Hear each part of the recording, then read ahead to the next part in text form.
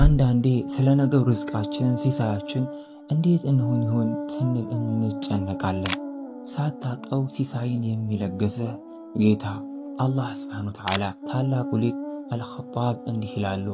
አልለጢፍ ማለት እኮ ባሮቹ ባላሰቡበት መንገድ ሲሳይን ርዝቅን የሚሰጣቸው ረቂቁ የሆነው አላህ ሱብሓነሁ ወተዓላ ነው ሲሉ ያወጋሉ።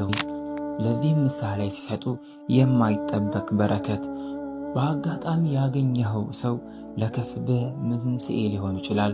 ድንገት ያሰብካት ሐሳብ ለርዝቅህ ሲሳይህ ሰበብ ልትሆን ትችላለች። ይህ ደግሞ የአልለጢፍ የሆነው አላህ ሱብሓነሁ ወተዓላ ረቂቅ የሆነ ስጦታ ነው። ካላሰብከው መንገድ ሲሳይን ርዝቅን የሚለግስህ የሚያደርስልህ አላህ ሱብሓነሁ ወተዓላ ረቂቅ ሰጪ ነው። ለዚህም ነው አላህ ሱብሓነሁ ወተዓላ እንዲህ ይላል፣ አላሁ ለጢፉን ቢዒባዲሂ የርዙቁ መን የሻ። አላህ ሱብሓነሁ ወተዓላ ለባሮቹ ሩህሩህና አዛኝ ነው፣ ላሻው ሰው ርዝቅን ይሰጣል ይላል። እናም ወዳጅ ሆይ ርዝቅ ከጠበበብህ አላህን ሱብሓነሁ ወተዓላ ያ ለጢፍ እያልክ ተማጸነው፣ ተጣራው። ኢነ ረቢ ለጢፉን። እንቀጥላለን።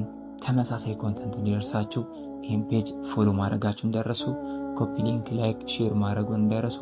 ለአላህ ይወዳችኋለሁ። ሰላሙላህ አለይኩም።